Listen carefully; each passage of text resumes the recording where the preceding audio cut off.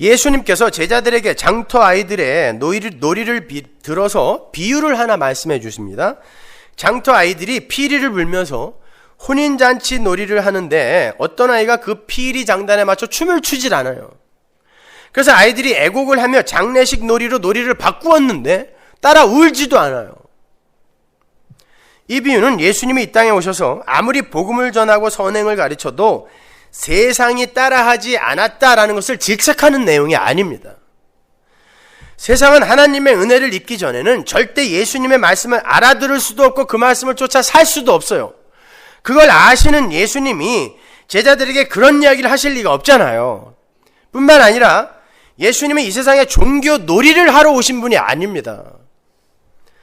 이 세상에서 종교 놀이를 하고 있는 자들은 타락한 인간들인 거예요. 인간들은 종교조차 자신들의 세상적 유익을 위해 사용해요. 자신들의 이름과 인기와 평판과 힘을 얻기 위해서 포퓰리즘 정도가 아니라 자신들이 섬긴다고 하는 신까지도 이용해 먹는 게 인간인 거예요. 그래서 그들은 철저한 금욕의 삶, 도덕적, 윤리적 바른 삶 등을 내어놓기도 하고 엄격한 종교 행위를 내놓기도 해요. 그게 예수님 당시 유대인들의 삶이었어요. 아니 오늘날까지도 유대인들은 그렇게 살아요. 그렇게 열심을 부려서 세계 경제를 다 짊어졌어요. 야, 세상의 힘이 진짜 힘이야. 이게 유대주의거든요. 그래서 다윗 왕국의 회복을 꿈꾸던 그들이 진짜 세계 경제를 다 붙들어 버렸어요. 과연 그러하니라. 그렇게 될 거라니까요. 그러나 그들은요, 오늘날 어떻게 이야기하는 줄 아세요? 이스라엘에 예수님이 와서 자기 유대교가 버린 쓰레기인 예수가 와서 우리들에게 죽임을 당하고 이방인들의 신이 된 것처럼 오늘날 기독교인들이 이스라엘에 와서 전도를 하면 다 죽여버리겠다 그래요. 지금도. 이스라엘에 사는 메시아닉 주, 유대인이면서 크리스찬이 된 사람들은요, 하루하루 자동차를 탈 때마다 밑바닥을 보고 타야 된대요. 지금도. 유대인들이 예수를 그렇게 미워합니다. 근데 그렇게 해서 테러를 당해도 정부에서 조사를 하지 않는데요. 과연 그러하니라. 그렇게 됐어요. 그게 바로 현대의 실용주의, 합리주의, 인본주의로 이름을 바꾸어 나타난 유대주의이며 율법주의인 거예요. 실용주의와 합리주의, 성공주의, 인본주의의 중심에는 누가 자리하고 있어요? 인간이 자리하고 있어요. 그들의 관심은 오직 인간의 만족, 인간의 행복, 인간의 구원, 인간의 천국, 거기에만 관심이 있어요.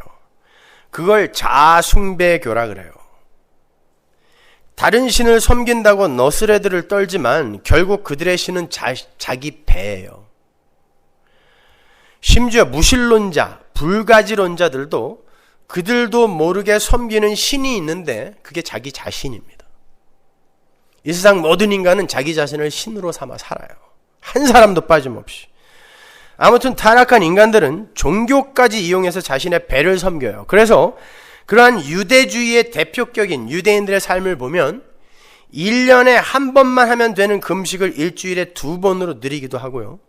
정결 예식 때만 행하면 되는 씻는 행위를 밥 먹을 때도 하고 장터에 다녀와서도 씻고 외출을 하고 돌아와서도 반드시 몸을 씻어서 정결함을 유지하겠다는 기특한 행위들을 하고 하는 거예요.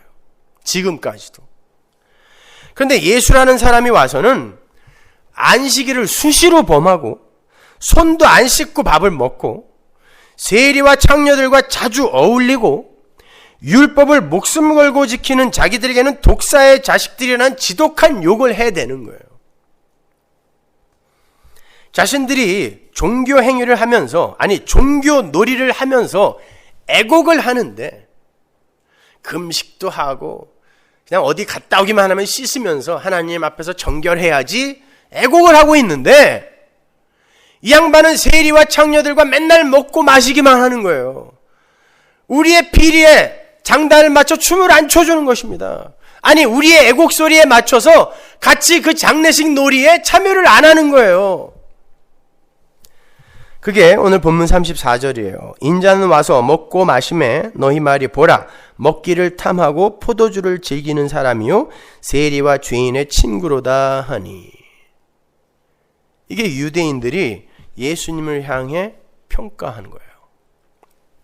뿐만 아니라 인간을 삶의 중심에 올려놓고 사는 이 세상의 아담의 군상들은요, 진화론에 근거한 역사 낙관론에 빠져서 살고 있어요. 여러분에게는 혹시 그런 면이 없는지 한번 잘 생각해 보세요. 역사 낙관론. 역사는 우리가 원하는 대로 좋게, 화려하게, 행복하게, 풍요롭게 흘러갈 거야. 결국 그리스도의 푸른 계절은 이 땅에서 오고야 말 거야. 이게 역사 낙관론이에요. 마치 유대인들이 엉터리 선민 사상에 빠져서 자신들의 결국은 반드시 화려한 다윗 왕국의 회복으로 끝이 날 것이라고 믿었던 것과 똑같은 거예요. 그런데 세례 요한이라는 자가 와서는 그들이 살고 있는 예루살렘 예루살렘에서 나가서 그건 안 된단 말이에요. 거기서 나오라는 거예요. 그래서 광야로 나간 거예요. 세례 요한이. 나가서 연신 회개하라를 외치고 있어요. 나오라는 거예요. 돌아서라는 거예요. 너희들 절대 잔치 못 치른다는 것입니다. 약대 털옷을 입고 메뚜기와 석청만 먹어요. 자신들은 역사 낙관론과 선민사상으로 하나님과의 혼인잔치를 준비하고 있어요. 벌써 우리는 선민이니까.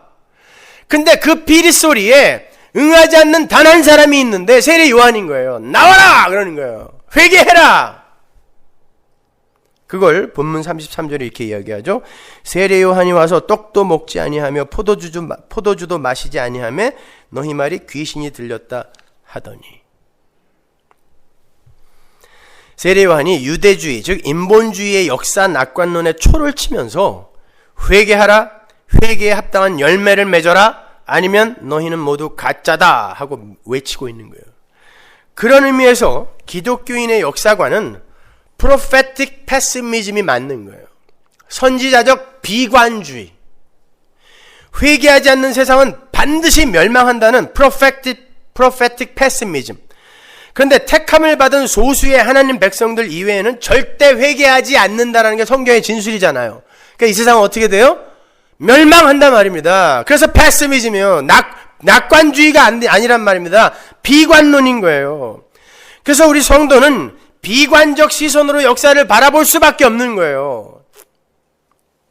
따라서 성도는 끝내 회개하지 않고 멸망할 이 세상을 바라보면서 나도 저 속에서 이름을 남기고 싶다, 유명해지고 싶다, 힘을 갖고 싶다 라며 세상의 놀이에 참여하는 자가 아니라 그 세상을 바라보면서 세상아, 지금은 너희들이 이 세상 속에서 큰 자됨을 꿈꾸며 아주 잘 살고 있는 것 같지만 진짜 큰 자는 믿음으로 예수를 보고 예수와 함께 동행하며 예수의 은혜만을 의지하는 사람이란다. 그러니 회개하고 예수를 믿어라 하고 세상에 초를 치는 사람이어야 하는 거예요. 왜 예수님이 세례 요한이 여자에게서 난 자 중에 가장 큰 자라 그랬어요? 다른 선지자들은 예수님이 올 거야 하고 이렇게 가리키기만 했는데 그 세례 요한은 예수님을 가까이서 봤단 말입니다. 이가 그이다. 그러니까 큰 자라는 건 예수님을 얼마나 가까이에서 보는가로 판단이 되는 거지 이 세상에서 얼마나 훌륭한 사람이 되었는가로 판단되어지는 게 아니에요. 그런데 천국에서는 세례 요한이 가장 작은 자다 그래요. 왜? 교회는 그 안에 예수를 모시고 살기 때문에 그래서 우리가 천국에서 큰 자인 거예요. 그렇다고 세례 요한이 교회가 아니란 뜻이 아니라 교회의 위대함, 그 엄청남, 그게 무엇인지를 설명해 주는 거예요. 그래서 천국에서는 세례 요한이 가장 작은 자라고 이야기하는 거예요. 그게 세상이 피리를 불어도 함께 춤을 추지 않고 애곡을 하여도 함께 울지 않는 자의 삶인 거예요. 성도는 율법을 지켜서 천국 가는 것도 아니고요. 기특한 종교 행위를 통하여 천국 가는 것도 아닙니다. 그 모든 게 다 인본주의며 율법주의인 거고 유대주의인 것이며 그 모든 걸 총칭하여 땅의 것이라고 하는 거예요. 땅의 것.